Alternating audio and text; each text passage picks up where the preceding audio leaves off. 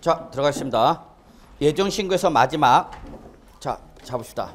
신고기한 내에 신고와 납부가 이루어졌을 때와 이루어지지 않았을 때의 차이점 말씀드리겠습니다. 신고와 납부가 이루어졌다더라도 여러분 이제는 10% 신고세 공제라는 제도를 적용하지 않습니다. 꼭 체킹해 두시고요. 이걸 강조하는 이유는요. 예전에는 예정신고기한이 선택적 규정일 때는 선택하는 순간 10% 세 공제해 줬습니다. 언제 내 걸?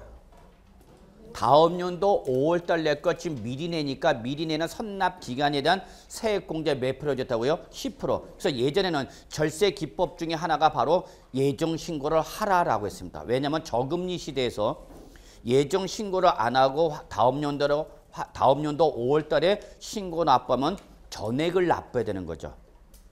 그럴 바엔 차라리 먼저 내서 몇 프로 공제받죠? 10% 공제받죠. 큰 거죠, 여러분. 저금리 시대 10%면 큰 거잖아, 지금은. 지금은 기준금리가 몇 프로예요, 여러분? 1.75%죠. 그나마 2%에서 0.25% 감소돼갖고 기준금리 인하돼갖고 지금 1.75%죠.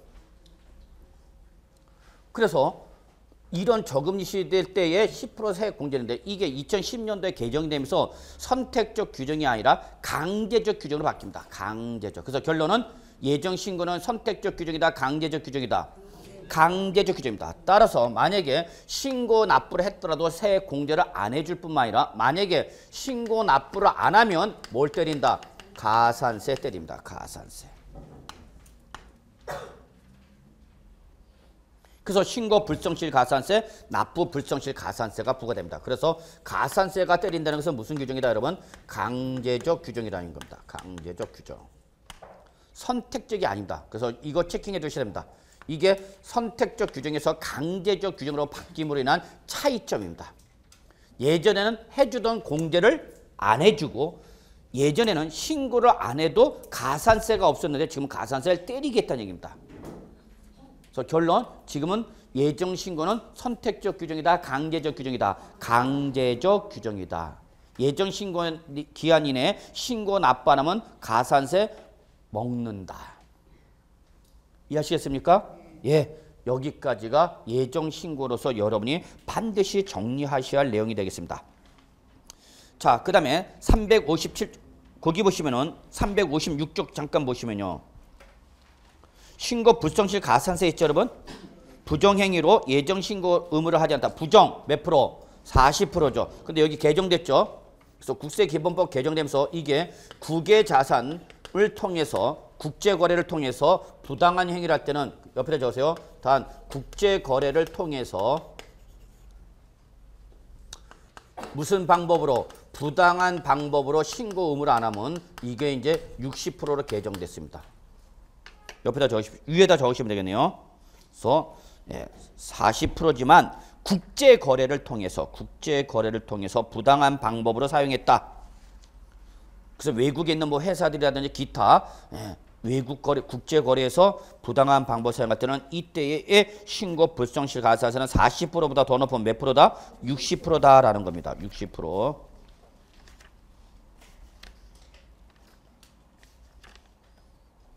여러분 교재 449쪽 잠깐 한번 봐주시기 바랍니다. 449쪽 맨 뒤에 부록입니다. 개정세법 해설. 자, 449쪽 1번, 4번이죠. 국세기본법 주요 개정이죠? 그럼 국세기본법은 특징 옆에 적으세요. 모든 국세 동일 적용하는 겁니다. 국세기본법은 모든 국세에 동일하게 적용되는 규정이라고요. 그래서 양가를 1번, 국제거래를 수반하는 부정행위에 대한 부가제척기간 연장과 신고 불성실 가산세가 상향 조정돼갖고 이 부가제척기간 양가로 반가로 2번, 부정한 방법으로 국제거래를 통해서 부정한 방법으로 인해서 과세관청이 과세할 수 있는 시기를 10년에서 동그라미 15년으로 연장됐고요. 그 밑에 신고 불성실 가산세를 40%에서 몇 프로로? 60%로 상향 조정됐다 그 얘기입니다. 그래서 만약에 우리 국외에 있는 부동산 등을 양도하면서 부당한 방법으로 사용해서 신고를 의무를 다하지 않았다. 그때는 40%가 아니라 몇 프로다? 60%다는 겁니다. 다시 356쪽 오시고요. 그래서 빨리 세법이 개정되는데 정말 돌아버립니다. 다음 주부터 지방세 우리 처음 들어가야 되는데 개정이 안 돼서 좀 한장합니다. 그래서 책 지금 온 거를 지금 스탠바이로 해놓고 있는데 바짝바짝 지금 요즘 혀가 마르고 있어요. 침이 마르고 있죠. 자, 357쪽 확정신고 보겠습니다. 확정신고는 다른 거 볼 필요 없이 언제다 여러분? 다음 연도 5월달이다. 그것만 좀 체킹해 두시고요. 다음 연도 5월달. 그래서 맨 밑에 있죠? 확정신고 기한. 그것만 보시면 돼요. 언제 하는 거다고요? 다음 연도 5월달. 예, 넘어갑니다. 359쪽 납세 의무 편의 제도 들어가 있습니다. 작년에 시험에 나왔죠? 분할납부와 물납에 대한 가능한 조세 물어보는 게 나왔죠. 자, 납세 의무 편의 제도 들어가 있습니다. 제가 먼저 설명을 드리고 책을 통해서 확인하도록 하겠습니다. 자, 납세 의무 편의 제도입니다.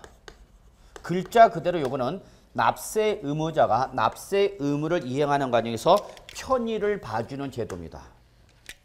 현행 우리 세법에는 3가지가 있는데 우리 시험법에는 2가지가 있습니다. 시험법에는 2가지입니다.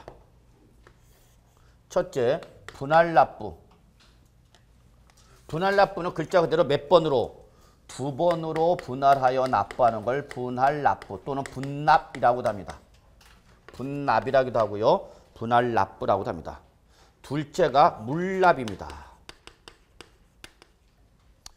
그래서 양도소득세에서 납세의무 편의 제도로서 인정되는 건 몇 가지다고 여러분? 2가지. 분할납부와 물납입니다. 역시 언제든지 시험에 나올 수 있는 내용입니다. 그러면 첫째, 분할납부가 있습니다. 분할납부에서는 3가지를 정리해 두셔야 됩니다. 첫째, 분납 대상자. 둘째, 분납 기한. 셋째, 분납 가능액. 이 3가지를 정리해 두셔야 됩니다.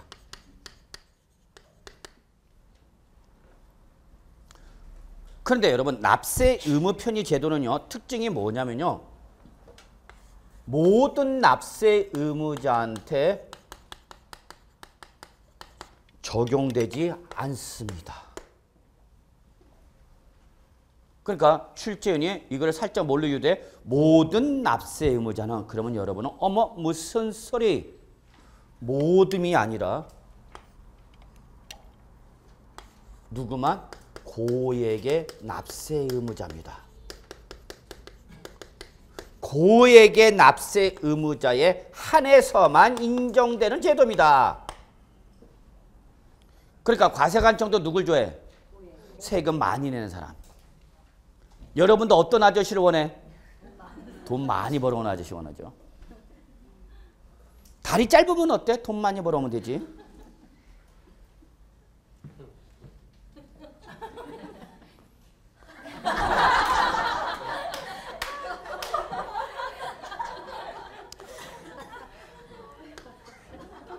다리 길다고 긴 다리를 쭉 앞으로 뽑아놓고 있어 지금 내 앞에서. 내 다리 봐라 해갖고 그냥 쭉 뽑아놓겠네.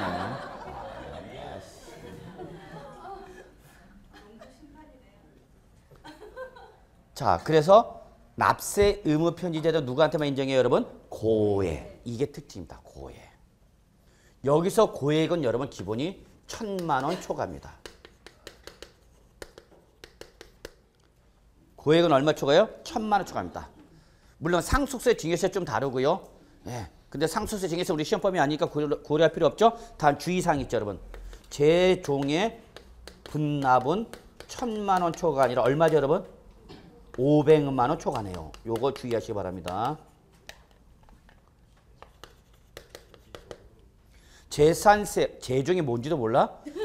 재산세와 종합부동산세 분납은 500만 원 초과자입니다. 요거 주의해야 됩니다. 그러니까 출전도 요런 거 좋아하는 거예요, 여러분. 그러니까 공부를 하실 때 여러분 입장에서 공부를 하지 마시고 출전 입장에서 공부를 하셔야 되는데 여러분 입장에서 공부해. 여러분이 다 칼질해. 이거는 하고 이거는 안 하고 본인이 다 한다니까? 근데 시험은 안 한 건 나오고 한 건 안 나오고. 시험이 나오고 안 나오고 그냥 저한테 맡기시라고요. 제가 잡아드린다고요. 주의하시기 바랍니다. 기본적으로 납세무 편제제는 얼마 초과제인데 1,000만 원 초과제인데 재산세와 종합부동산세 분담은 얼마다? 500만 원 초과입니다. 왜 그러죠? 얘는 매년 내는 애들이야. 그죠? 보유단계에서 매년 내는 애들이야. 양도세 매년 내, 한 번 내. 한 번 내잖아. 그러니까 얘들은 1,000만 원이지만 재산세와 종부세는 매년 내는 사람들이기 때문에 조금 더 보유자의 세부담을 완화해주기 위해서 500만 원 다운시키는 겁니다. 이건 예외입니다. 이게 예외야. 이게 원칙이고. 근데 상속세 증여세는 재산이 큰 사람들이죠. 그래서 거기는 요금 더 올라가. 2천만 원 올라가는 거야. 그건 다 이유가 있어요, 여러분. 근데 우리는 여기까지만 보시면 돼. 상속세 증여세 갈 필요 있어, 없어? 없어. 자, 그럼 분납 대상자 합시다. 누가 분납하냐면요, 여러분. 역시 기본적으로 양도소득세 납부할 세액이 1,000만 원 초과자라면 분납할 수 있습니다. 그리고 하나 적으세요. 얘는 과세관청의 승인을 필요로 하지 않습니다. 관할 세무서장의 승인을 받아야 된다. 그러면 틀린 말이라는 얘기입니다. 그냥 얼마를 초과했다는 이유만으로 1,000만을 초과하였다는 이유만으로 이 사람은 분납할 수 있습니다. 즉 승인을 필요로 하지 않은 것은 다른 말로 말하면 단독행위입니다.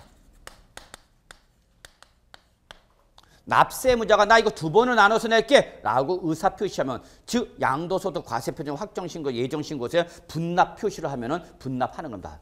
특징 세무서장의 승인을 요구하지 아니한다. 얼마만 초과하면 1,000만을 초과하기만 하면 몇 번으로? 2번으로. 이때 분납기한이죠. 분납기한. 그러면 이때 분납기한은 여러분 예정신고기한 또는 확정신고기한으로부터 역시 2개월 이내입니다. 배는 고픈데 힘을 철철 넘치네. 분필이 다 부러지네. 2개월 이내죠. 잡으셔야 됩니다. 2개월.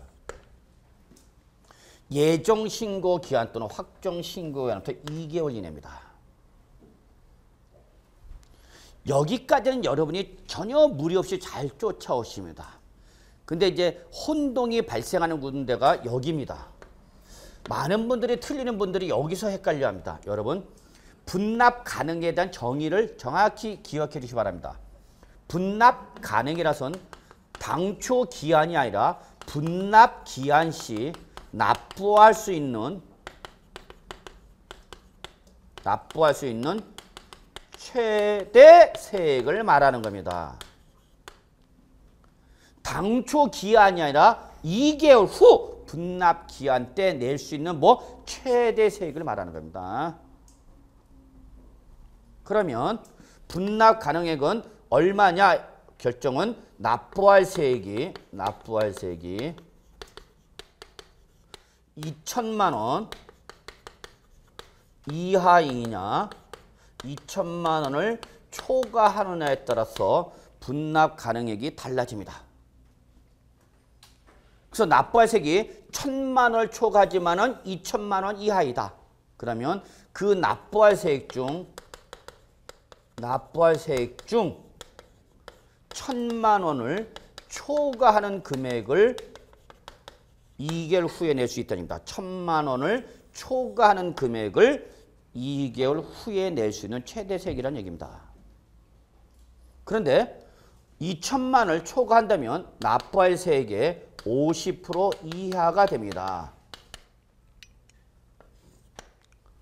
그래서 제가 굳이 분할 납부, 분납 대상자, 분납 기한, 분납 가능액 여러분 언제든지 시험에 나올 수 있는 부분이고요. 나오면은 어려운 내용은 없습니다. 반드시 맞아야 되는 부분입니다. 이런 데서 나왔는데 틀렸다. 그럼 맞을 데가 없습니다. 이건 맞으라고 주는 겁니다. 출제니 맞으라고. 그런데도 싫어? 그리고 안 맞죠. 그러면 조금 더 예를 들어 보겠습니다. 오늘 양도일이 3월 27일이요? 예. 그러면 이에 따른 예정 신고 기한은 언제가 되는 거예요?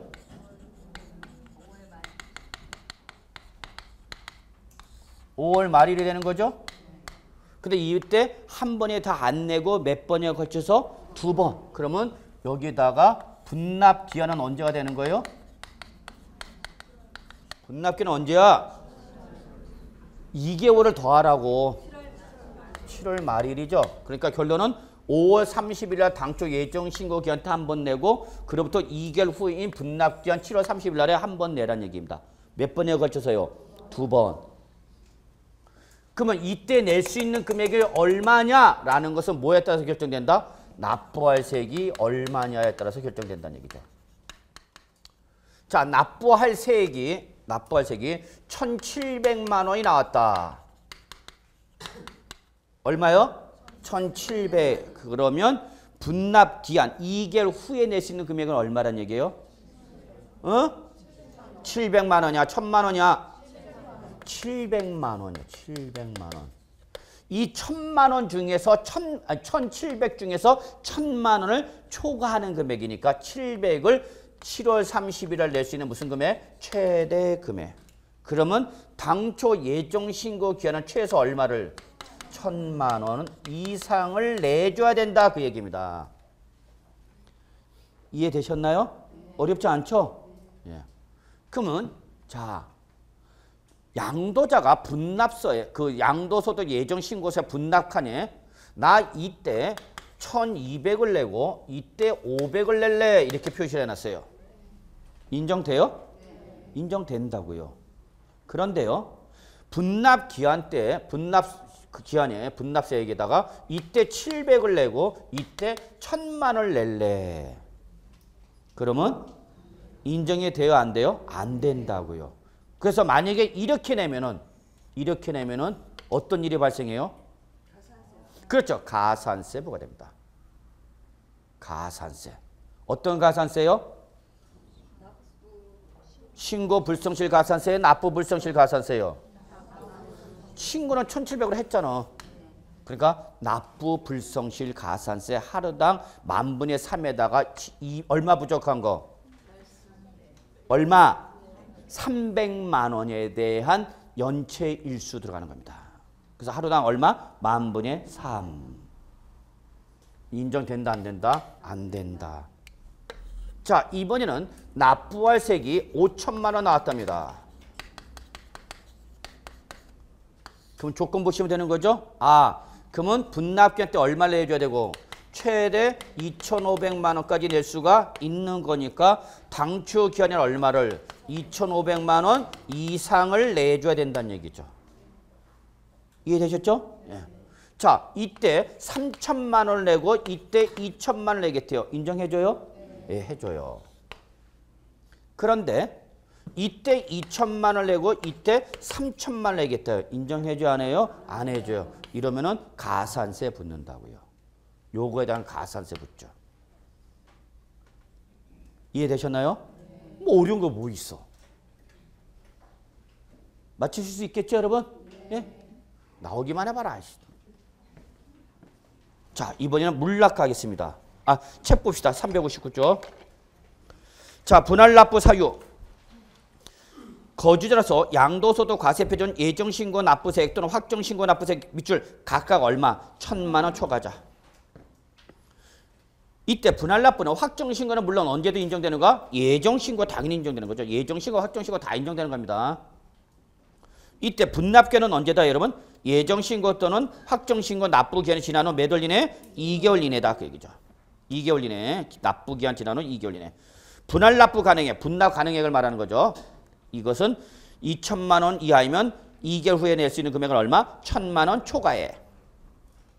그럼 가끔가다 이렇게 또 질문해. 1,200을 내라는 얘기입니까? 아니, 1,200을 내라는 것이 아니라 납부할 세액 중에서 1,000만 원을 초과하는 금액이니까 얼마를 말하는 거예요, 여러분? 700. 가끔가다 여기다 1,200, 1,100 이렇게 생각하는 사람이 있어요. 1,000만 원을 뭐 하는 금액? 초과하는 금액이니까 1,100을 내라는 얘기냐? 아니, 납부할 세액 1,700 중에서 1,000만 원을 뭐 하는 금액? 초과하는 금액. 그럼 얼마를 말하는가? 700. 이해하시겠죠?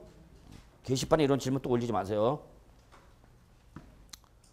게시판에 질문 온 거 답변해 줘야 되는데. 자, 그다음에 납부할 세액이 얼마 초과했다, 여러분? 2천만 원 초과했다. 그러면 몇 프로 이하다, 여러분? 50% 이하다. 그렇죠. 자, 그다음에 오해하시지 말기 바랍니다. 거기에 4번에 보시면 납부할 세액의 일부를 분할 납부하고자 하는 자는 양도소득 과세표는 예정신고 및 납부계산서 또는 양도소득 과세표는 확정신고 및 납부계산서에 분할 납부세액을 기재하여 양도소득 과세표는 예정신고 또는 확정신고에 납세지 관할세무 등이 뭐 해야 된다? 신청해야 된다. 근데 이때 신청은 승인을 요구하는 게 아닙니다. 그냥 나 분납한다라는 의사표시에 불과한 것이지 거기다 적으세요. 신청이라서 관할세무서장이 허가를 필요로 한다고요? 아니요. 다음 페이지 넘어갑니다. 물납 가겠습니다. 물납에서는 일단 정리할 게 두 가지입니다. 일단 급한 대로 정리할 게 두 가지입니다. 첫째, 역시 물납 대상자입니다. 둘째, 물납 가능 자산이 되겠습니다. 뭐로 물납하는데? 최근에 시험 나왔죠. 최근에 시험은 여러분 거기 양 360쪽에 있는 실무 절차 규정까지 시험에 나왔었습니다. 근데 일단 기본은 요겁니다. 자, 물납 대상자 들어가는데 중요한 건 여기입니다. 그 다음에 얘가 더 중요하죠. 자, 그럼 물납은 누가 쓰는 거야? 얘는 물납은 물건을 납부하는 걸 말하는 거죠. 역시 기본적으로 납부할 세액이 얼마 초과자입니까?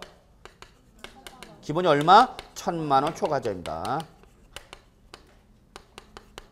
그런데 얘는 순서를 좀 바꿉시다.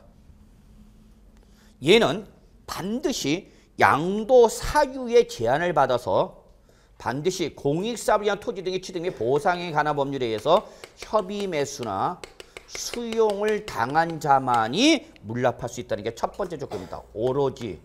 따라서 일반적 매매일 때는 물납할 수 없습니다. 반드시 공익사업이나 토지 등의 취득 및 보상에 관한 법률 그 밖의 법률에서 공공사업 시행자에게 양도가 되거나 뭘 당했을 때 수용을 당했을 때만 할 수 있습니다. 첫 번째 조건입니다. 두 번째 조건이 역시 납부할 세액이 얼마 초과되는 겁니까? 1,000만 원 초과해야 됩니다. 세 번째, 얘는 과세관청에 반드시 승인을 받아야 됩니다. 허가를 받아야 됩니다. 이게 물납과 분납의 차이점입니다. 분납은 관할세무서장의 승인을 필요로 하지 아니하지만 물납은 내가 하겠다고 해서 무조건 할 수 있는 건 아니고요. 과세관청에 뭘 받아야 된다? 승인을 받아야 됩니다. 그러니까 일반적 매매일 때는 할 수가 없다는 얘기입니다. 반드시 물납을 하고자 할 때는 협의 매수나 수용을 당했을 때만입니다. 원래 양도소득세는 물납할 수가 없는 겁니다. 왜? 재산이 아니기 때문에, 소득이기 때문에. 그런데 물납을 인정하는 이유가 있습니다. 눈물 어린 사연이 있죠. 손수건을 꺼내주시고요. 이때 물납으로 그럼 할 수 있는 자산이 뭐냐? 이게 중요하죠. 이걸 출전이 다른 부동산 이렇게 집어넣으면 여러분은 어머 무슨 소리입니다. 즉 재산세나 종합부동산세나 상속세, 증여세 등은 기본적으로 부동산으로 물납하지만 양도소득세에서는 부동산으로 물납할 수가 없습니다. 그러니까 시험에 나오니까 출전이 이거 딱 집어넣는 거 아니야. 물납 나올 때 이거 시비 건다. 양도소득세에서 양도소득세 물납은 부동산으로 인정받을 수 없다. 오로지 양도소득세에서 물납할 수 있는 사업은 뭐냐? 공공사업시행자가 발행한 공공용지 보상채권에 한해서만 물납을 할 수 있다라는 게 특징입니다.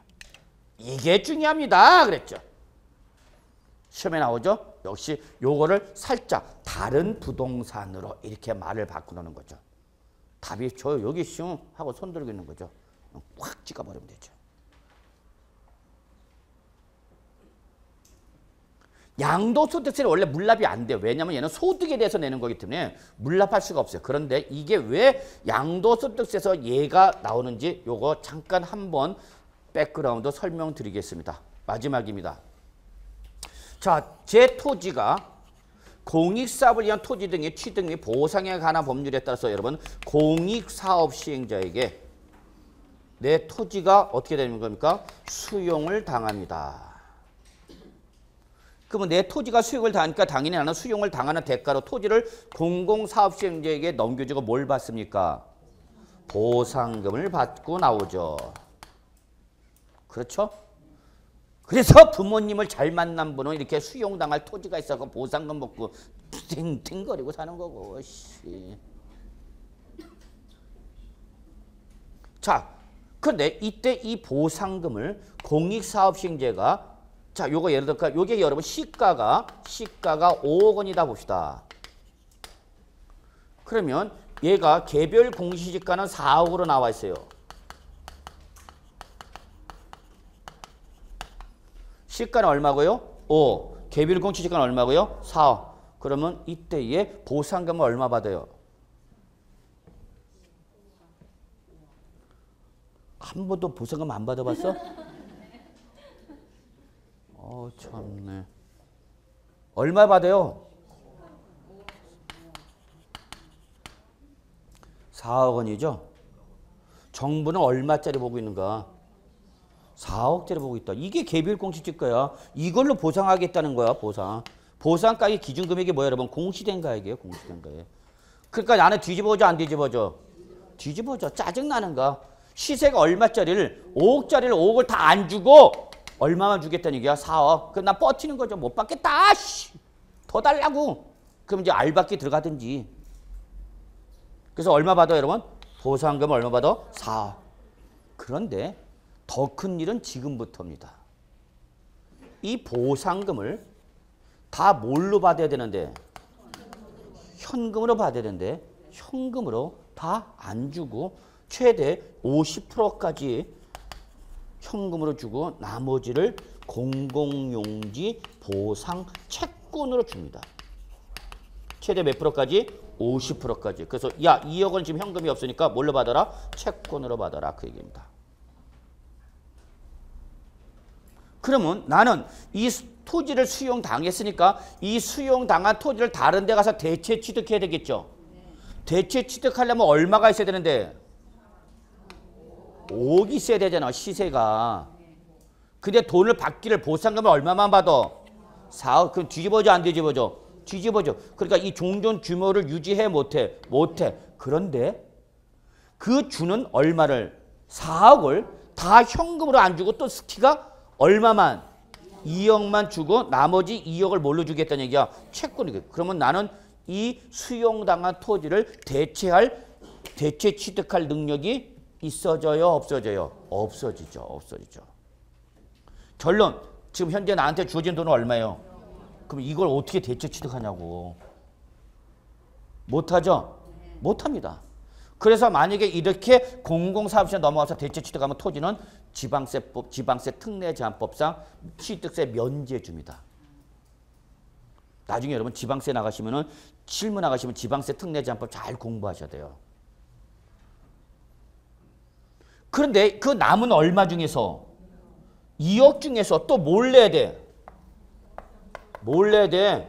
양도소득세 내야 돼. 뒤집어져, 안 뒤집어져? 입에 거품 물 안 불어? 입에 거품 물 수밖에 없어요.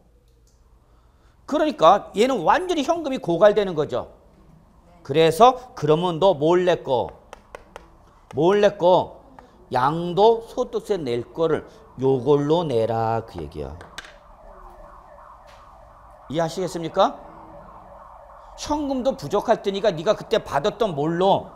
채권으로 뭐 내란 얘기야? 양도소득세 내면 그거 받아줄게, 그 얘기야. 그래서 현금을 조금이라도 뭐 해주겠다? 세이브 시켜주겠다, 그 얘기야, 여러분. 저건 요 그림 하나 그려놔. 나중에 실무 나가서 이런 거 다 여러분이 고개 갖다 설명해줘야 될 거 아니야.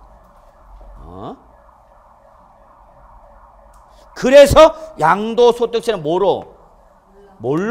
공공용지 보상 채권으로 물러가라는 겁니다. 설명을 고객한테 이렇게 해줘봐. 고객이 두 눈에 뜨거운 눈물 흘리면서 아, 이자가 진정한 프로페셔널 공인중개사구나. 이놈은 공인중개사 맨날 물어보면 고객님 시험 범위가 아닙니다. 이런 그 시간에 제가 수업을 안 들었습니다. 나왔다 안 나왔다 그래갖고요. 그건 또 안 들었네요. 이해하시겠습니까? 그래서 양도소득세는 원래 물납이 인정될 수가 없는 거지만 예외적으로 얘는 이 공공용지보상채권으로 뭐하라? 물납하라. 이해되시죠? 이해하면 돼. 그리고 이거 설명할 수 있어야지 여러분 고객한테. 됐습니다. 여기까지만 하겠습니다. 요거 말고 이제 실무 절차 규정이 옆에 있는데 여러분 그거는 나중에 내버려 주시고요. 네, 또 다음에 할 때 보충할 때 하기라고요. 자, 그 다음에 361쪽 갑니다. 이제 서서히 마무리해야 되겠습니다. 양도소득 과세표준과 세계 결정 경정 통지 있죠. 361조 찾으셨습니까? 옆에다 적으십시오. 요 양도소득 과세표준과 세계 결정 경정 통지는 여러분 땡땡 관할 세무서정이 하는 겁니다. 아니야 361조 맨 위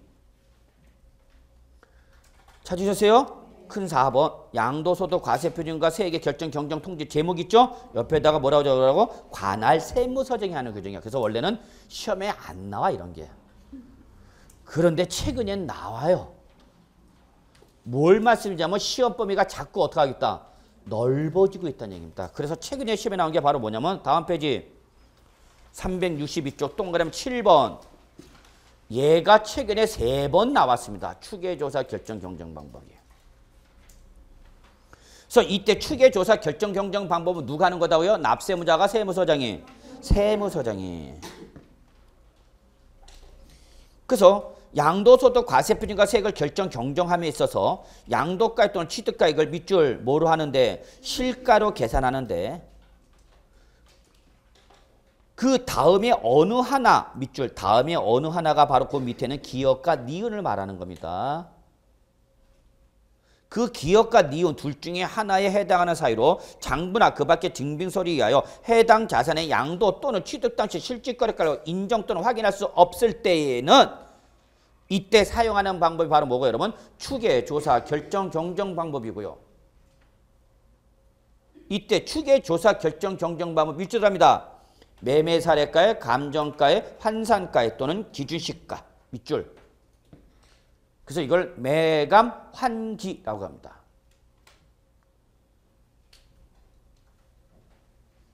잠깐만요. 이쪽을 저 좀 봐보세요. 저 봐보세요. 결석생이 있었네.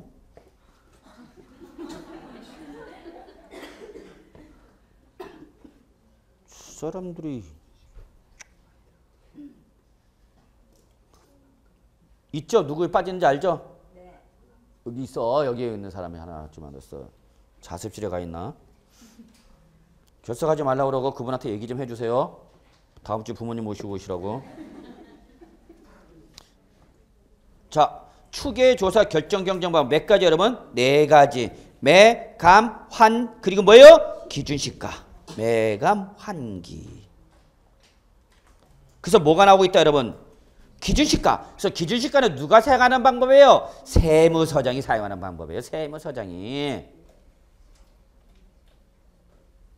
그래서 기업은 뭐를 말하냐? 양도 당시 또는 취득 당시 실질거래가를 뭐 확인을 위하여 필요한 장부나 매매계약서라든지 영수증 기타 증빙서류가 없거나 중요한 부분이 뭐 할 때? 미비될 때. 지금 양도가액을 확인할 수 없는 경우를 말합니다. 확인할 수 없는 경우. 니은 장부나 매매계약서나 영수증 기타 증빙서류의 내용이 매매사례가액이라든지 감정업자가 평가한 뭐 감정가액 등에 비춰 밑줄 허임이 명백한 경우 이 2가지 사유일 때에는 무슨 방법 사용하라? 추계조사 결정 경정 방법 사용하는데 이때 추계조사 결정 방법은 납세무자가 사용하는 방법이 아니라 누가? 세무서장이. 그러면 거기다 적으세요. 참조 몇 페이지라고 적냐면요. 318쪽 적으시고요. 318쪽 적으시고 참조 318쪽 나중에 비교하셔야 됩니다. 물론 제가 비교해드립니다만 318쪽 보시면은 맨 위 양가로 3번 취득가액에 동그라미 3번을 봐주시 바랍니다. 동그라미 3번. 여기 동그라미 3번 밑줄 쳐져 있죠. 취득 당시 실질거래가를 확인할 수 없을 때 이때 사용할 수 있는 방법은 뭐예요? 매감 환 뭐가 없어요? 기준시가가 없어요. 그러면 도대체 뭐가 다른 거냐? 거기 양가로 3번에 동그라미 3번 지금 318쪽은 누가? 양도자가 누가? 양도자가 자 실질 거래가로 양도차를 계산하려면 반드시 뭐가 있어야 된다고 했어요 여러분? 계약서, 증빙서류가 있어야 된다고 그랬죠? 증빙서류는 2장 있어야 된다고 해서 무슨 계약, 증빙서류? 양도 당시 계약서, 취득 당시 계약서 2장 있어야 되는데 문제는 취득 당시 계약서가 오래되다 보니까 분실이 되거나 멸실되거나 주식기가 갉아먹어갖고 없어진 경우. 그러면 실질 취득가격을 증명을 했는데 실질 취득 당시 계약서가 있더라고 없더라고? 없더라고. 그러면 이때 양도자는 어떻게 실질 취득가를 결정할 거냐? 그때는 첫째 무슨 가에? 매매 사례가에. 매매 사례가액이 없다. 개별 토지다. 그래서 여러분이 소위 말하는 학계에서 유사 사례가액이 없다. 그러면 두 번째 혹시 감정평가업자의 감정서 받은 게 있니? 없다. 있으면 그거, 없으면 그때는 할 수 없다. 환산하자. 그래서 뭐는 없다? 기준시가는 없다는 얘기예요 여러분. 누구는? 양도자는. 근데 2006년 이전에는 기준시가로 양도차를 계산해 버렸단 말이야. 2006년 이전에 기준시가로 했어. 그러니까 증빙서류가 필요가 없었어요. 그냥 관할세무서장이 결정한 가액을 가지고 양도소득세 계산했었단 말이야. 근데 지금은 2007년부터 전면 개편되면서 실가로 다 바뀌어버렸죠. 그래서 지금은 기준시가가 시험에 안 나오는 거야. 예전에는 2006년 이전은 기준시가가 시험에 허벌나게 나왔죠. 그래서 기준시가 양도차 어떻게 계산하냐? 양도 당시 기준시가에서 취득 당시 기준시가를 빼고 여기다 다시 한번 필요경비 계산공제를 곱하는데 이때 필요경비 계산공제는 취득 당시 기준시가에다가 필요경비 계산공제를 곱하는데 이때 계산공제를 부동산일 때 3%, 부동산일 때 7%, 나머지는 1% 해갖고. 예전엔 2006년 이전 이걸 계속 여러분한테 설명했단 말이야. 근데 지금 제가 설명하고 있어요? 안 하고 있어요? 안 하고 있어요. 안 하는 이유는 지금 기준시가는 안 하니까. 뭘로 계산하니까? 실가. 우리 지금 실가만 해도 벅차. 가끔가다 모의고사 보면 이렇게 외부 모의고사 이런 거 내는 사람이 있어요. 뭔지도 모르고 나올지 안 나올지도 모르고 내는 겁니다. 그 다음에 결론. 질문이 와 있는데 그 맨 밑에 보시면 여러분 318쪽 양가로 1번에 실질 취득가 보세요. 자, 취득에 된 실질거래가액은 뭐를 말하냐? 다음의 금을 합한 것을 말한다 해놓고 3번 잠깐 디귿을 봐보세요. 디귿. 기억 및 니은의 자산으로서 그 취득가액이 불분명한 자산. 밑줄. 여기도 뭐라서? 취득가액 불분명. 아까 양가로 3번에 동그라미 3번도 뭐라서 여러분? 취득 당시 가액을 확인할 수 없는 경우. 자, 그럼 이 차이점이 뭐냐? 아주 세밀하게 질문하신 분이 계시네요. 결론. 디귿의 319쪽에 디귿의 기억 및 니은의 자산으로서 그 취득가액이 불분명한 자산은 여러분은 무시해도 됩니다. 무시하고 여러분은 디귿에서 뭐만 보시면 되냐면 기억 및 니은 자산 외의 자산 밑줄 쳐놓고 뭐라고 했어요 여러분? 여기 무상.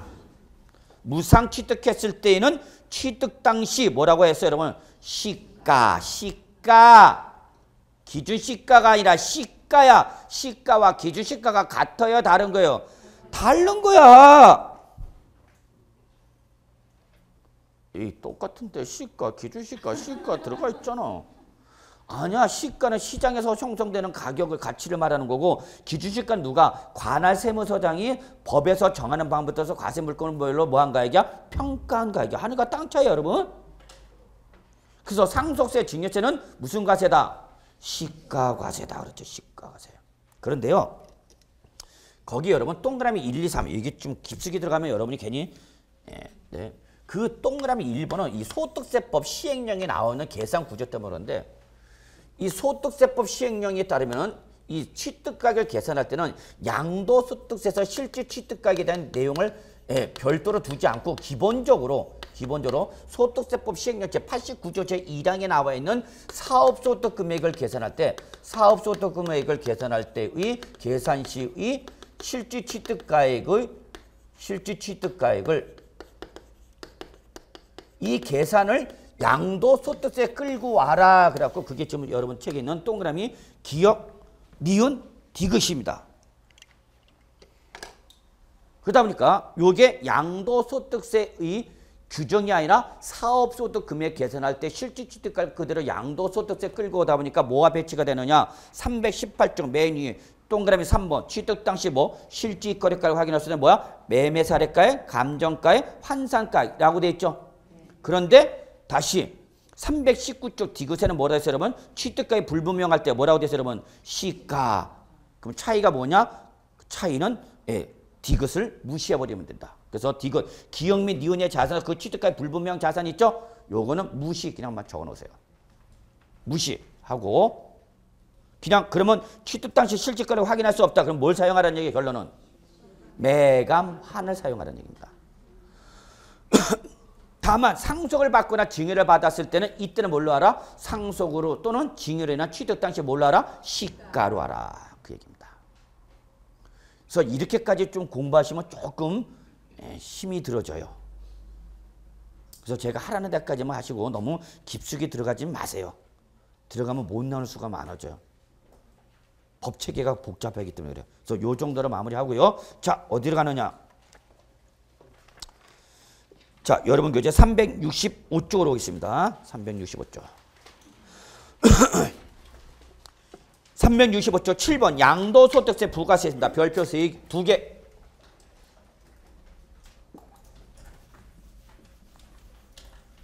꼭 아셔야 되는 겁니다. 자, 요거 제가 깔끔하게 정리해 드리겠습니다. 뭐 책 자체가 깔끔하니까 별로도 동조 안 합니다. 자, 양도소득세 납세의무자는요. 양도소득세로 납부할 세액의 납부세액이라 합시다.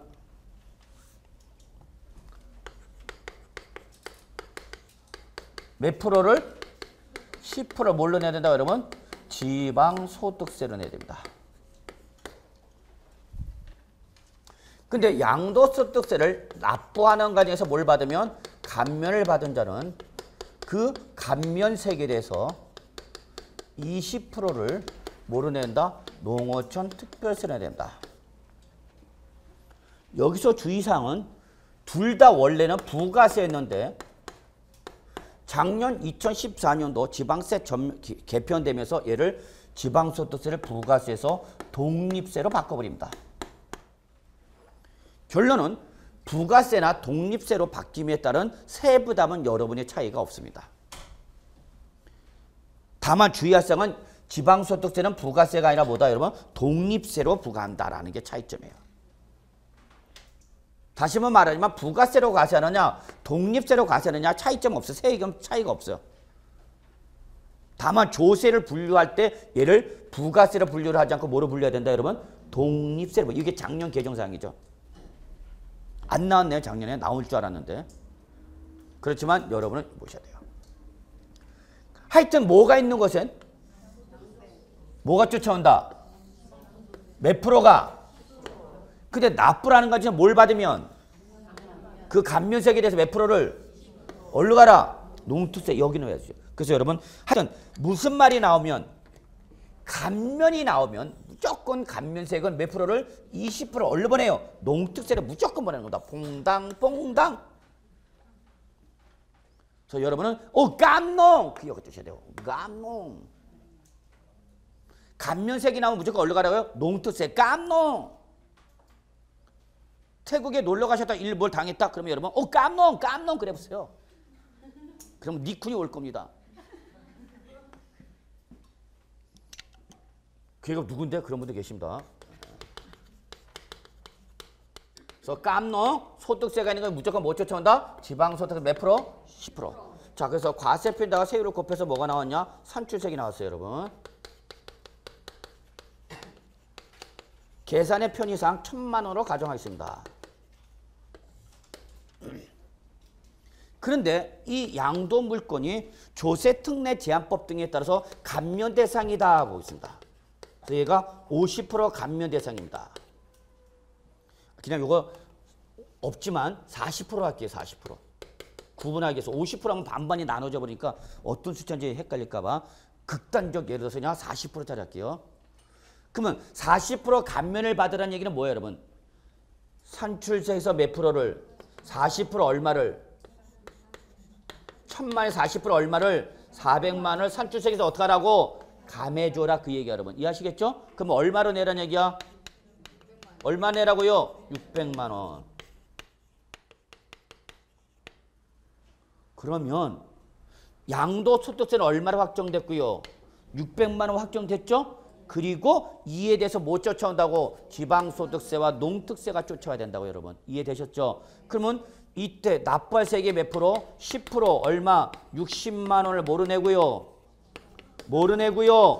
지방소득세를 내시라고요. 근데 납부라는 것에서 뭘 받은겠네? 감면을 받은겠네. 그러면 그 감면세에 대해서 몇 프로를? 20%를 얼마? 80만 원을 뭐로 내시라고요? 농어촌 특별세로 내시라고요. 이해되셨어요? 그래서 총 얼마 내시라고요? 680, 60, 그러면 얼마? 740만 원을 내셔야 된다. 그입니다. 적어 놓으시고요. 이해하시기 바랍니다. 이렇게 이해를 못하고 외워봐야 도로 까먹어. 그런데 감면을 받는다는 것은 일반적인 거예요? 예외적인 거예요? 예외적인 겁니다. 조세특례 제한법 등 관련 법률에서 정하고 있는 일정한 요건을 충족한 자에 한해서만 예외적으로 받는 겁니다. 따라서 일반적으로는 감면세액이 있다 없다? 없습니다. 그럼 어떻게 하라는 얘기야? 어떻게 하라는 얘기야? 얼마 내라고? 1000만 원 내라고. 감면세액이 없으니까 산출세액 100% 다 내라고. 그럼 어떻게 내는가? 부가세는 10% 얼마? 100만 원을 뭐로 내고? 농어촌 특별세 얼마야? 없죠. 농특세는 왜 없어요? 감면세액이 없으니까. 이거야 뭐. 까불고 있어. 아무것도 아니지. 그죠? 밥만 먹으러 가면 되겠죠? 됐나요, 여러분? 이해되세요? 요거를 이해해달라는 얘기가 요게 무슨 내용인지. 간단한 계산형 문제 좋잖아, 출제 내기. 계산 문제 나오면 반드시 감면 나옵니다. 감면이 안 나오면 의미가 없어져요. 자, 이제 365조 국외자산 갑니다. 국외 동그라미 국외. 국내 거도 아직 정리가 안 되는데 국외 나갔다 뭐 하는 수가 있어? 못 들어오는 수가 있죠. 그래서 국내 건 들어가지 마세요. 국외 거는 단 366조 별표 하나, 납세무자만 별표 하나 치세요. 국외자산에 대한 양도소득세 납세무자는요. 위에다 적으세요. 모든 거주자 그러면 X입니다. 그리고 적으세요. 비거주자 X입니다. 즉 모든 거주자가 내는 것도 아니고요. 비거주자가 내는 것도 아니고요. 오로지 누구 중에서? 거주자 중에서 밑줄 양도일까지 계속해서 5년 이상을 국내 주소나 거소를 둔 거주자만 만자가 들어가네요. 아, 이런 거 출제는 좋아하죠. 그래서 여기서 키워드는 5년입니다. 5년. 그리고 나머지는 기본적으로 국내 거와 거의 유사합니다. 그래서 나머지 들어가지 마세요. 자, 그래서 이 정도로 해서 여러분 양도소득세 마무리 짓겠습니다. 그 다음에 어디로 가느냐? 저쪽 기타 국세 쪽으로 좀 넘어가겠습니다. 402쪽으로 갑니다. 402쪽. 자, 기타 국세 쪽에서 보시면은요. 어디로 가느냐? 여러분 교재 406쪽을 와주시기 바랍니다. 406쪽. 여기서 시험에 나올 만한 것만 제가 체킹해 드리겠습니다. 자, 우리 지금 뭐 공부하고 있습니까, 여러분? 소득세 공부하고 있습니다. 소득세를 몇 가지로 구분하겠다, 여러분? 세 가지. 무슨 소득세? 종합소득세. 퇴직소득세. 양도소득세. 예, 그렇습니다. 우리가 지금 여태 공부한 건 양도소득세였습니다. 여기서 최소 5문제. 많으면 6문제까지 제일 많이 나오는 부분입니다. 얘는 우리 공인중개사 중개 대상인 부동산과 전혀 관련이 없습니다. 그래서 죽었다 깨도 얘는 시험에 절대 못 나옵니다. 그런데 종합소득세인데 종합소득세는요. 소득의 발생 원천 유형에 따라서 크게 이자소득, 배당소득, 사업소득, 근로소득,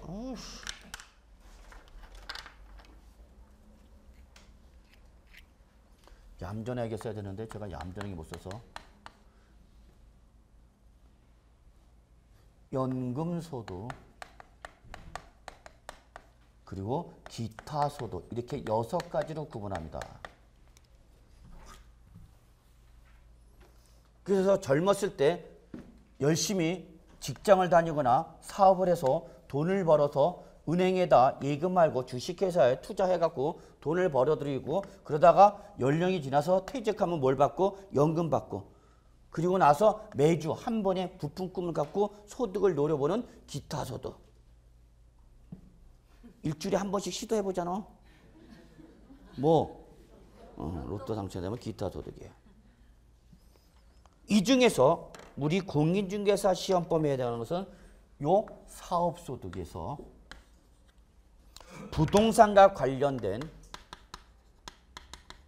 매매업이 있고요. 임대업 2가지가 있습니다. 이게 바로 우리 부동산 관련 사업소득입니다. 그래서 종합소득세에서 시험에 나오는 건 바로 여기입니다.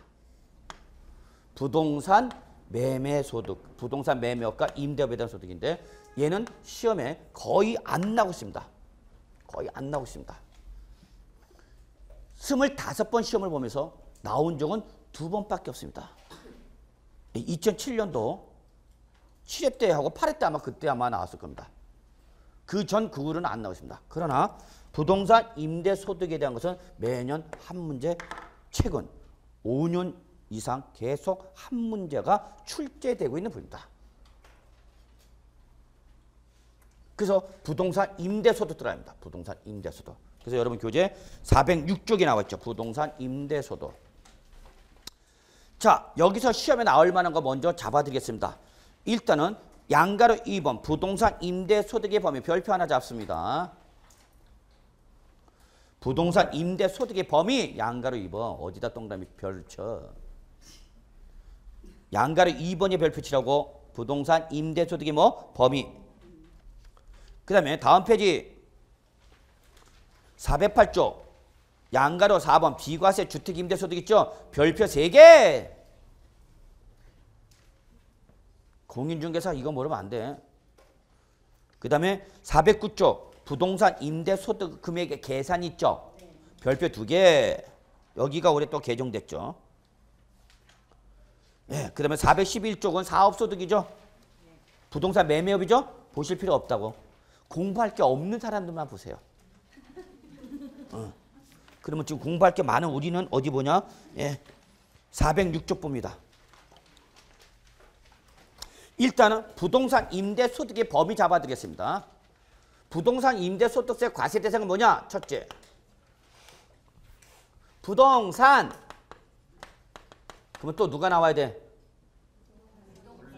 부동산상에 뭐가 나와야 돼? 권리. 항상 같이 단다 그랬죠? 왜? 부부니까. 왼수 같은 부부. 내 거 같은 내 게 아닌 네 거 같은 부부. 두 번째, 공장재단, 광업재단. 혹시 여러분 민법에서 공장재단, 광업재단 얘기 나오죠? 예, 했었죠? 했을 겁니다.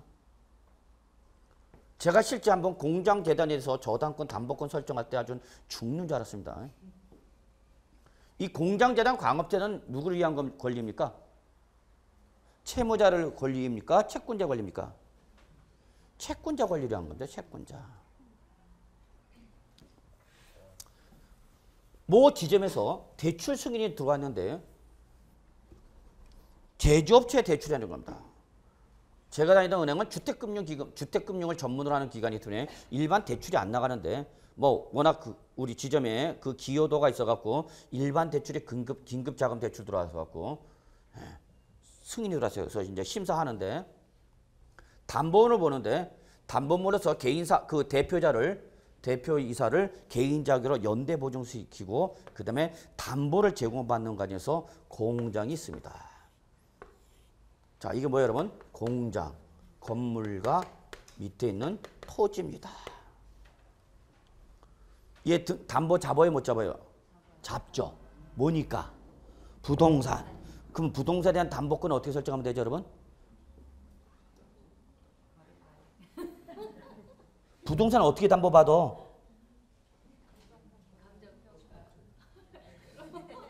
민법에서 배웠잖아. 민법상 담보물권 몇 가지 있어? 3가지 있잖아. 여보세요. 민법상 법정담보물권 몇 가지 있어요? 3가지 있잖아요. 저당권, 지일권, 유치권. 아이, 그거 물어본 건데 뭘. 아, 그거? 알죠. 다 아시죠? 네. 그럼 여기서 지금 중요한 게 2개 있었죠. 뭐?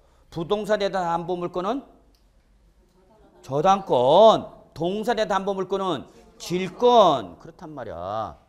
그러면 당연히 은행에서 대출해줄 때 이걸 뭘로 잡으면 담보물을 잡으면 공장, 건물과 토지, 이 등기부 등본에다 뭘 설정하면 돼요? 저당권 설정 들어가면 된단 말이야. 근데 문제는 얘 특성이 뭐예요? 일반 부동산이에요? 공장이에요? 공장이라는 게 문제야, 얘가. 공장은 이 안에 뭐가 있어요? 제조 설비가 있죠. 생산 설비가. 근데 이 제조 설비는 동산이에요? 부동산이에요? 동산이단 말이야. 동산. 그러면 공장에 대해서 이때 공장의 본질적 의미는 제조 설비죠. 생산 설비죠. 근데 이 생산 설비는 뭐야, 여러분? 동산이야. 그러니까 은행에서 담보를 잡을 때 저당권 설정해야 돼? 질권을 설정해야 돼? 얘는 뭐니까? 동사니까 담보물권 설정하면 뭘 설정해야 돼? 질권 설정해야 돼. 그럼 동산에 대한 질권 설정하려면 뭐야, 여러분? 질권 설정 어떻게 해서 질권 설정해? 민법에서 배웠을 거 아니야. 점유해야 된단 말이야. 아, 그거 알죠? 안다. 누가 점유해야 돼, 여러분? 채권자, 저당권자. 그러면 은행에서 지금 대출해 주니까 은행에서 뭐 하니까 대출하니까 이걸 갖고 와야지. 은행이 점유해야 되니까.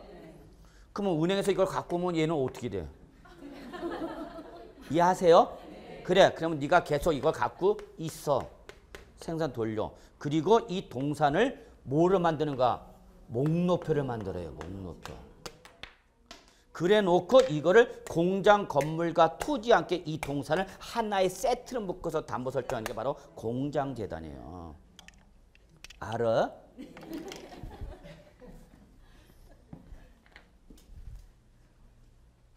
그러니까 이 실제 일어나는 일을 모르는 사람은 그냥 맨날 법 얘기만 하지. 그러면 재미가 없지.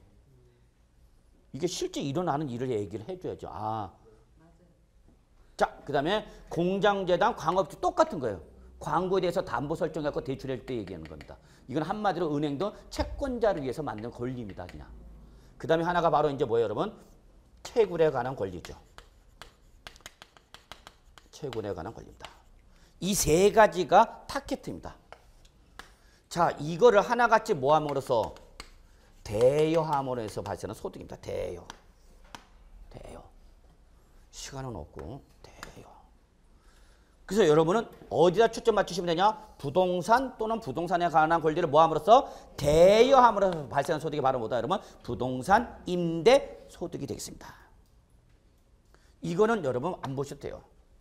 채굴에 관한 권리는 뭐예요, 여러분? 채굴이 뭐야? 광산 이렇게 패는 거야, 캐는 거. 그래서 채굴에 관한 권리를 떡대나 분덕대가 그 대여함으로 인해서 발생한 소득이 바로 채굴의 부동산 임대사로 옵니다. 그게 바로 여러분 책에 보시면은 407쪽 동그라미 3번 있죠? 그래서 광업권자, 조강권자 또는 떡대가 뭐예요, 여러분? 아마 민법에서 배우지 않을까 보는데 덕대.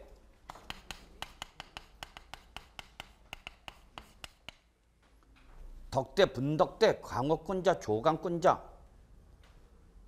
여러분 이런 말 많이 들어봤죠? 쟤는 떡대가 좋아. 그 떡대입니다.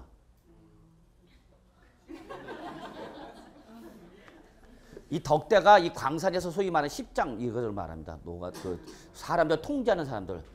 근데 이 사람들 통제하는 사람이 체격이 커져요. 남을 통해. 그러다 보니까 제 떡대 좋다라는 말이 여기서 나왔다고 한간의 소문이에요. 확인할 수는 없지만 세법에 명시되지 않았지만 그걸 말합니다.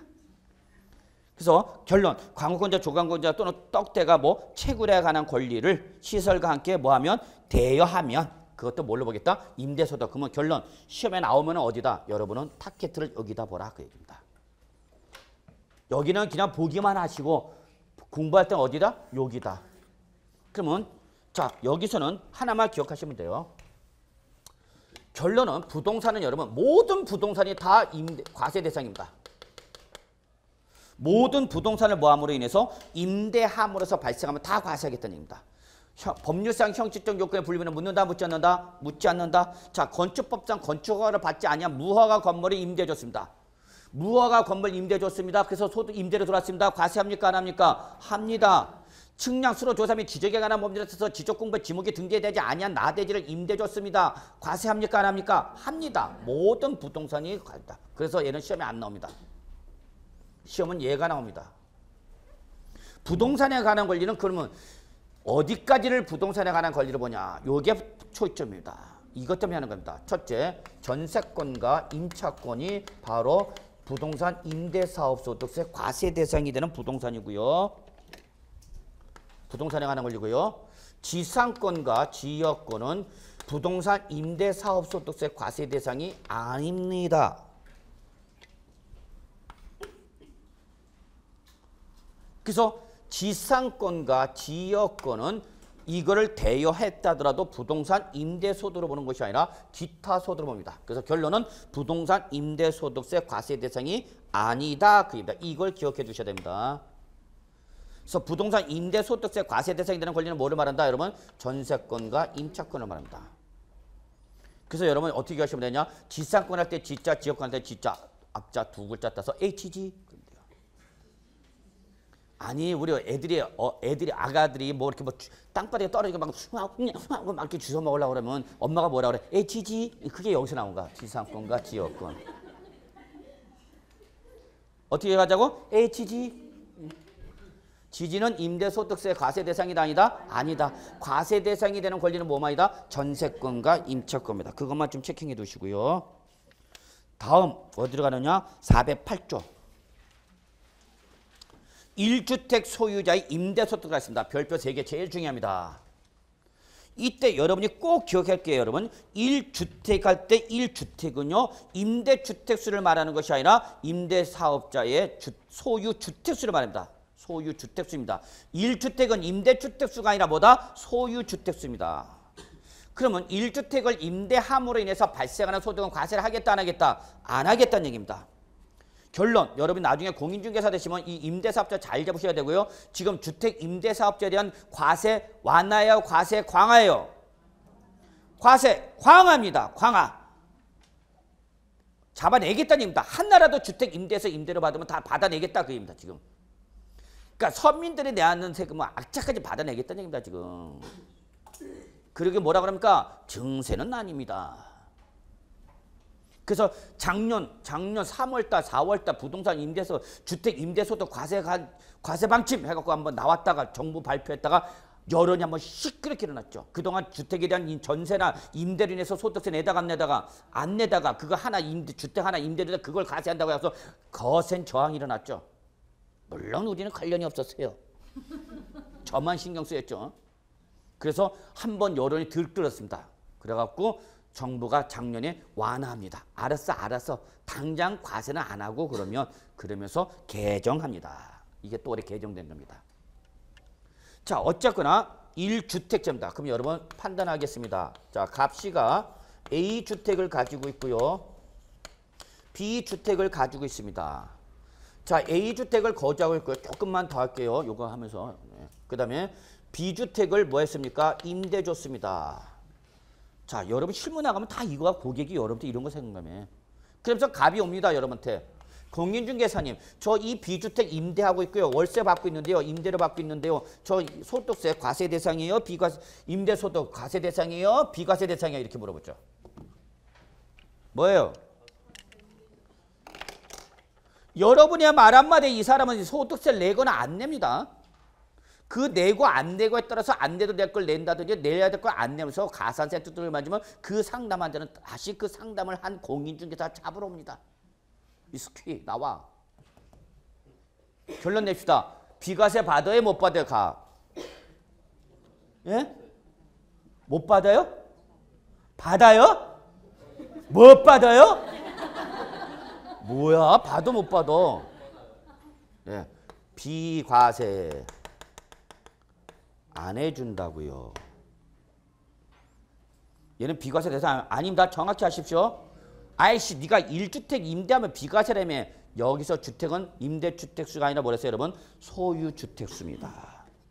을이 C주택을 가지고 있으면서 이걸 뭘 준 거예요 내가? 임대 준 겁니다. 그럼 난 어디 가서 살아?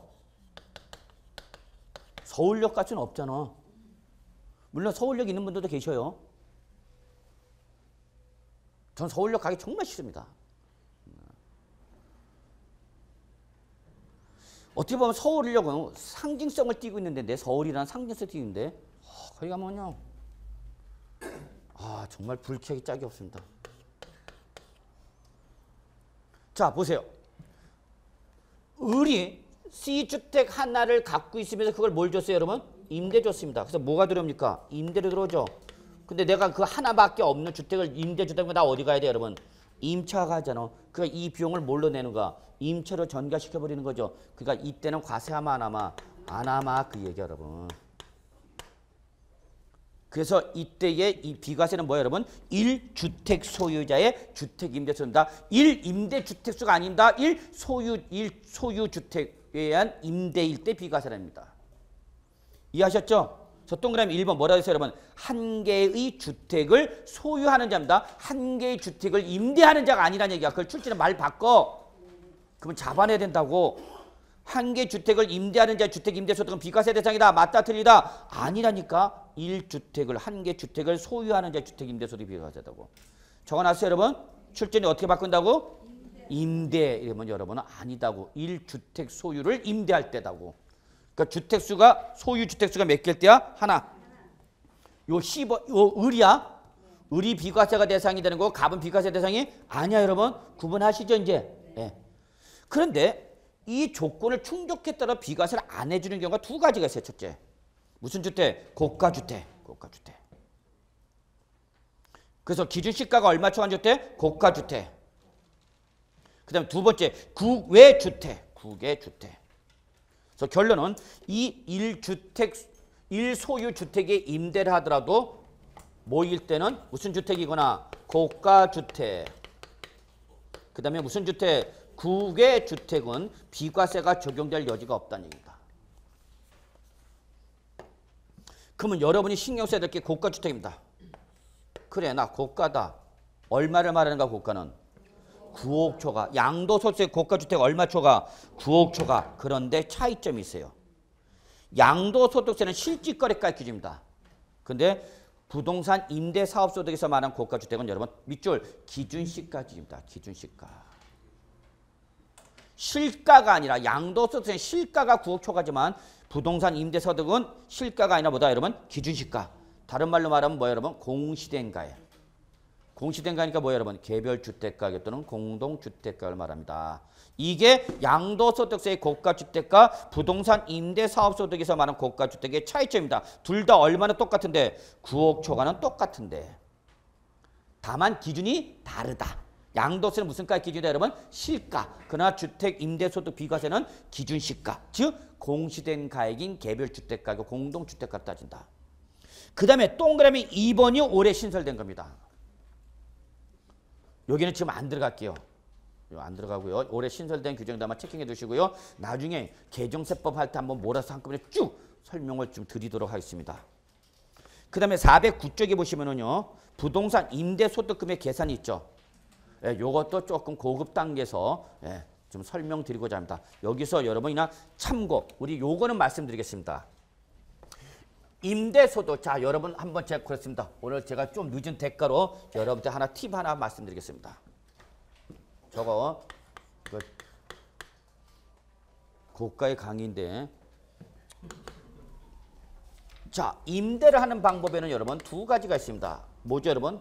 전세금이나 뭘 받는 경우와 보증금을 받는 경우와 월세, 월 임대로. 이거 우리 거 아니죠? 아니, 저 벨 울리는 거 우리한테 오는 거 아니죠? 우리 거면 그냥 무조건 치는 겁니다. 그래서 임대를 하는 방법 몇 가지가 있어요. 대가가 두 가지. 전세금과 보증금과 뭘 받아? 월세 받는 게 두 가지죠, 여러분. 이때 소득세가 과세가 되는 거는 바로 뭡니까? 예, 요 놈입니다, 요 놈. 여기 대해서 소득세가 과세가 되는 겁니다, 여러분. 그걸 아셔야 돼요. 즉, 전세금이나 보증금은 과세 대상인 부동산 임대사업소득 과세 대상이다 아니다? 아닙니다. 왜 아닐까요? 다 알아요, 여러분 이거. 왜? 전세금이나 보증금은 전세기간 또는 임대차 기간이 종료가 되면 어떻게 돼? 돌려줘야 되는 거죠. 그러니까 임대사업자가 먹는 게 아니라 맡아놓고 있는 거야. 예치금의 일종의 성격이야. 그러다 기간이 종료되면 돌려야 되는 거죠. 돌려줘야 되니까 원칙, 과세의 대상이다 아니다? 아닙니다. 자, 부동산 경기, 주택 경기가 활활 타오를 때 제 친구가 주택 임대 사업자 2개 갖고 있다가 IMF가 터지면서 그 이후에 19채의 주택 임대 사업자로 바꿉니다. 스키. 2개 갖고 있다가 남들을 위기라고 할 때 IMF 터져서 곡소리 날 때 얘는 19채로 늘려버립니다. 남들이 위기는 나의 기회입니다. 아, 얘는 그런 게 공부는 못하는, 공부는 못하는데 이게 이제 밝아요. 이제 밝힌다. 건물을 딱 보면요. 우리는 저거 감가상가 취득원가 얼마 잡고 감가상가 내용연수 몇 년을 잡았고 정리법으로 갈까 정리법으로 갈까 가수상가법으로 갈까 이렇게 얘기를 하는데 걔는 돈 되겠다 안 되겠다 걔는 그렇게 얘기합니다. 저 상가를 사면 저게 돈이 되겠다 안 되겠다 그 얘기합니다. 그래서 그 친구 딱 부동산을 보면요. 아, 이거 돈 되겠다 안 되겠다 자기는 보인대 그게. 그 친구는 이 돈을 이제 밝아요. 그래서 맨날 회계세법 하면 맨날 와서 물어보던 놈이 돈은 걔가 잘 벌어요. 그래서 2개에서 몇 개 되세요? 이렇게. 그래서 이 형, 나 좀 뭐 물어보려고 저 그러면 내가 가르쳐 줄 테니까 하나만 줘. 줘요 안 줘요? 안 줍니다 스키가. 자 보세요. 월세가 과세 대상이고요. 전세는 과세 대상이 아닙니다. 그럼 이 친구가 어떻게 늘렸는지 볼게요. 자, IMF가 떠져서 부동산 가격이 어떻게 합니까? 하락합니다. 개인들의 신용이 어떻게 합니까? 떨어집니다. 그러니까 은행에서는 대출처를 못 찾습니다. 대출처를 못 찾습니다. 우량 고객이 없으니까. 근데 얘가 갑니다. 집 하나 삽니다. 주택 하나 삽니다. 그래서 얘를 뭘 받습니까? 주택자금 대출 받습니다. 그래서 대출 받죠. 대출을 받은 거에서 얘를 어떻게 샀냐? 예, 일부 뭐 줍니까? 전세 줍니다. 그래서 예를 들어서 시가가 5억 원이다. 그러면 전세금 뭐 3억 정도 하고 2억 원을 은행에서 1억을 대출받고 자기 돈 1억 투자하죠. 사죠? 그래서 이걸 가지고 다시 뭐 합니까? 전세 준 걸 다시 주택 삽니다. 그리고 이걸 또 담보로 제공해서 은행에서 대출 받습니다. 그리고 자기 돈 일부 투입하죠. 그리고 또 삽니다. 그래서 19개 드립니다. 그리고 이걸 산 이후에 주택 가격은 어떻게 했습니까? 급등하죠. 다 올라가죠. 그래서 다 팔아버립니다. 다 팔아버렸죠. 시세 나중에 올라간다면.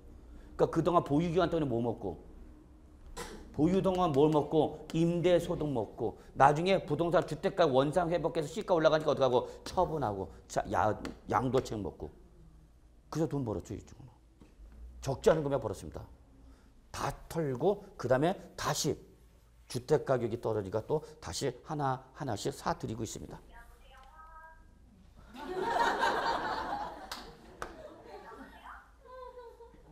아직 안 끝났다.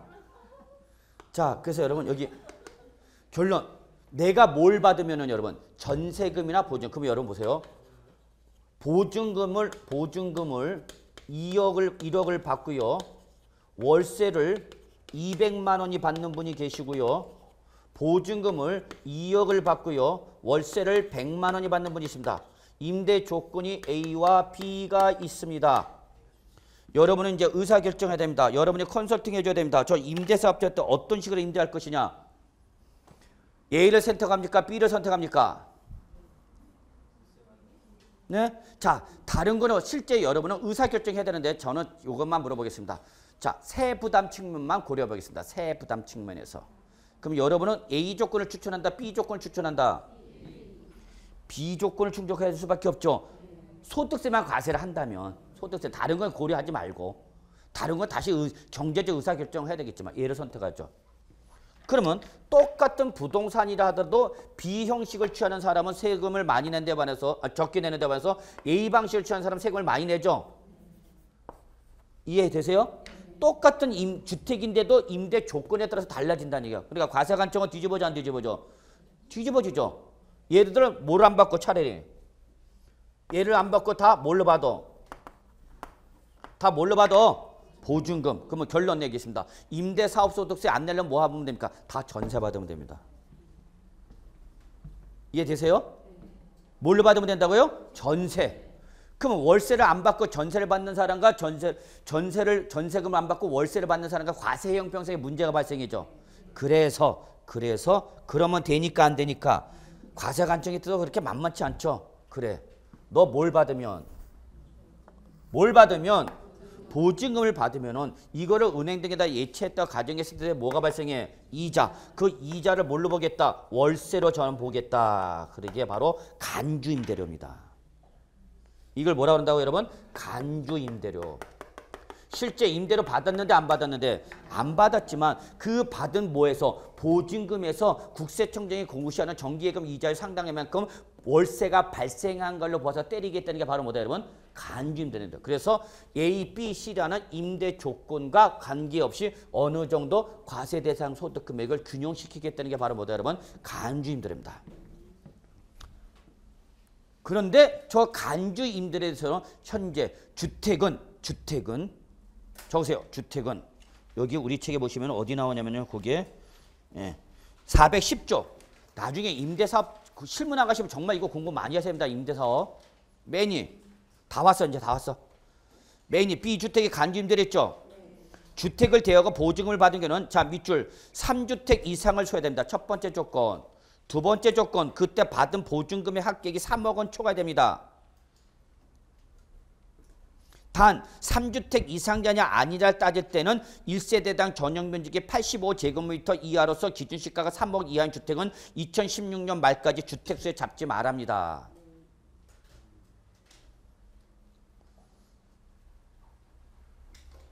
그래서 결론은 주택에 대한 간주 임대료는 서민들의 주거생활 안정이라는 정책적 목적을 달성해서 위해서 모든 주택 임대사업자한테 간주 임대를 떼주는 것은 아니고 몇 주택 이상자가 3주택 이상 소유자가 받은 보증금의 합계액이 얼마 초과할 때 3억 원을 초과할 때 이때부터 간주 임대 때리고요.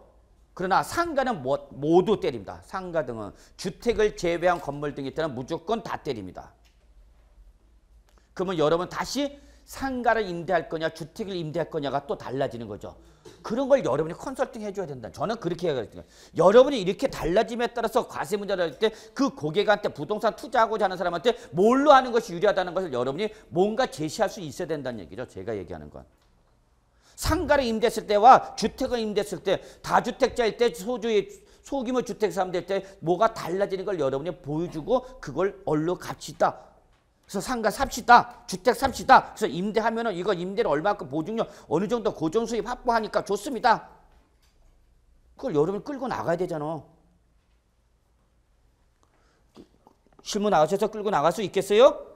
네, 그러시기 바라고요. 자, 그래서 여러분 거기까지 보시고요.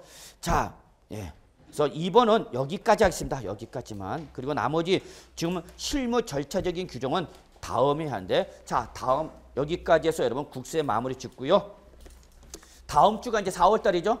4월 달은 순서가 바뀌어갖고 이번에 이제 첫 진도 나갑니다. 그래서 원래 이번에 첫 진도가 나야 되는데 지방세 개정 작업 지원을 해서 여러분한테 양해를 구하고 먼저 확정된 국세부터 먼저 했습니다. 그래서 했죠. 자, 그래서 다음 주는 조세 총론부터 나갑니다. 그래서 처음 오신 분은 다시 처음부터 시작하는 거니까 걱정하지 마시고요. 그래서 이번 3월 달 강의 여기서 마무리하도록 하겠습니다. 여러분 수고하셨습니다.